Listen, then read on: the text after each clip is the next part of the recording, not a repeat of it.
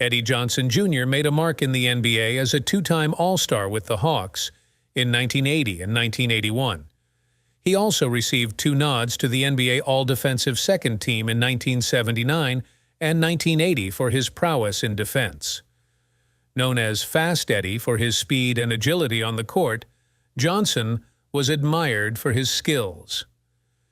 However, his reputation suffered due to his well-known struggles with drug abuse, which affected his behavior off the court.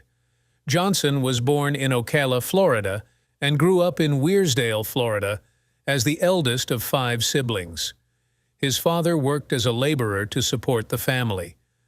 Johnson's love for basketball began early, playing with a makeshift hoop outside their home. He made history as one of the first black students to integrate a formerly all-white grade school in Weirsdale. At Lake Weir High School, Johnson showcased his basketball talent. Starting all 4 years he played, despite his dedication to sports, he also excelled academically, graduating as one of the top students in his class. Johnson played basketball for the Auburn Tigers from 1973 to 1977 during his college years. In his freshman year, he emerged as a scoring leader in the Southeastern Conference, SEC, averaging 21.8 points per game. Throughout his first 3 seasons, Johnson continued to lead the Tigers in scoring and assists, earning nominations to the All-SEC Coaches First Team from 1974 to 1976. However, there were reported conflicts between Johnson and Tigers coach Bob Davis, who accused him of having a bad attitude. Despite his initial success, Johnson's scoring average gradually declined each season, raising concerns among professional scouts about his potential as a player. Johnson was chosen by the Atlanta Hawks as the 49th overall pick in the 1977 NBA Draft. Making his debut, he contributed an average of 10.5 points, aiding the Hawks in making a playoff comeback after being absent for 4 years. This achievement was replicated in 6 out of Johnson's 8 complete seasons with the team. In the 1978-79 season, Johnson earned a starting position on the team. It was during this season that he reached the furthest point in his pursuit of an NBA championship, though ultimately falling short in the conference semifinals against the Washington Bullets. Maintaining his starting role for 4 consecutive seasons, Johnson consistently contributed at least 16 points per game each season. His performance was recognized by fans who voted him into a starting position in the 1980 NBA All-Star Game, where he scored 22 points on 11 of 16 shooting. He returned as a starter in the 1981 NBA All-Star Game, scoring 16 points on 7 of 12 shooting. During the 1985-86 NBA season, Johnson's journey took a turn when he was traded to the Cleveland Cavaliers in exchange for Johnny Davis. Reflecting on his time with the Cavaliers, Johnson described it as a waste. In an effort to regain visibility and work his way back into the NBA, Johnson joined the Tampa Bay Thrillers in the Continental Basketball Association, CBA, for the 1986-87 season. During his tenure with the Thrillers, Johnson showcased his skills, averaging 22 points, 2.5 rebounds, and 4.0 assists in 26 games played. His impressive performance earned him recognition as the CBA Newcomer of the Year and a nomination to the All-CBA First Team. In a move to bolster their roster for the conclusion of the 1986-87 NBA season, the Seattle Supersonics inked a deal with Johnson, recognizing his experience and skills as a guard. Prior to Johnson's signing, Supersonics coach Bernie Bickerstaff held a private meeting with the team to discuss the addition.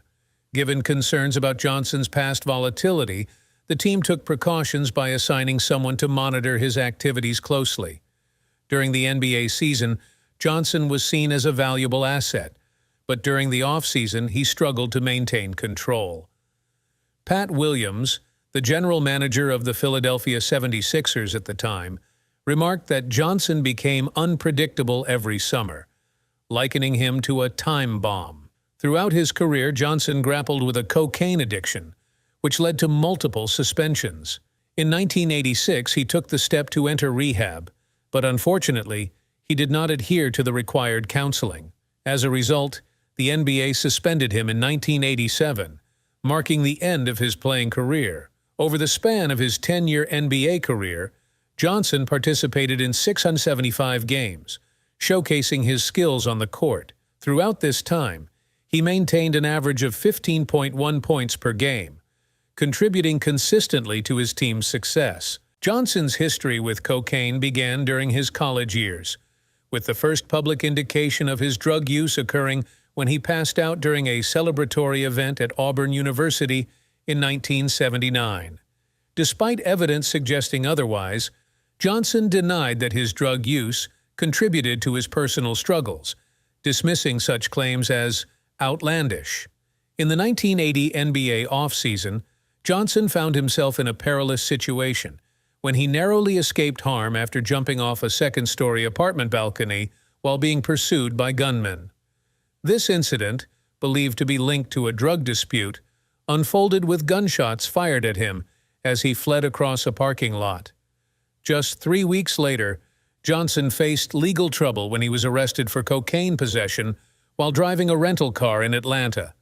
However, the charges were dropped due to police misconduct during the car search. Subsequently, Johnson sought treatment at a private psychiatric facility in Cobb County, Georgia, undergoing therapy for nearly a week. However, Johnson's struggles persisted. The day after leaving the facility, he was arrested again, this time for stealing a car from a dealership. Once more, the charges against him were dropped. While at the Cobb County facility, psychiatrists diagnosed Johnson with manic depression, a diagnosis he questioned. He was prescribed lithium tablets, which he stopped taking during the 1980-81 NBA season without informing the Hawks team. Johnson believed he no longer needed the medication and felt it contributed to his fatigue during games. In July 1981, the Hawks became aware of Johnson's erratic behavior and urged him to seek help at a local hospital. Johnson attended the Hawks training camp directly from the hospital in October, but exhibited increasingly disruptive behavior. He criticized teammates, played with a child in the stands during practice, and jumped rope on the sidelines, seemingly unaware of his surroundings. Alarmed by Johnson's actions, Hawks president Michael Guerin and general manager Stan Kasten contacted his psychiatrist, who authorized his placement in Grady Memorial Hospital. Police picked up Johnson before a scheduled practice and transported him to Grady. Johnson was removed from the Hawks' suspended list on November 21, 1981, marking his return to the team. After being ousted from the NBA, Johnson's life took a downward spiral. Johnson openly admitted to struggling with drug addiction, which initially led to the downfall of his career. His criminal record included approximately 100 arrests and several stints in and out of the Florida prison system. In 2006, Johnson faced his most serious charge yet when he was arrested for sexually assaulting an 8-year-old girl in her home in Ocala, Florida. The incident caused additional controversy when multiple publications mistakenly used the picture of another NBA player named Eddie Johnson, tarnishing his reputation. On October 30, 2008, Johnson was found guilty of sexual battery of a minor, lewd and lascivious molestation of a minor, and trespassing for the assault. Despite denying any wrongdoing, he received a mandatory life sentence without the possibility of parole for the sex crimes. Johnson was incarcerated at Santa Rosa Correctional Institution. Johnson passed away in Milton, Florida on October 26, 2020, due to an illness that was not disclosed. His passing was officially acknowledged on November 3, 2020. This serves as a prime example of how heavy drinking can lead to involvement in different types of crimes. Now that we have reached the end of the video, make sure to subscribe to get more such content on your feed. Also, while you are at it, drop a comment telling us who you want us to cover next. Bye.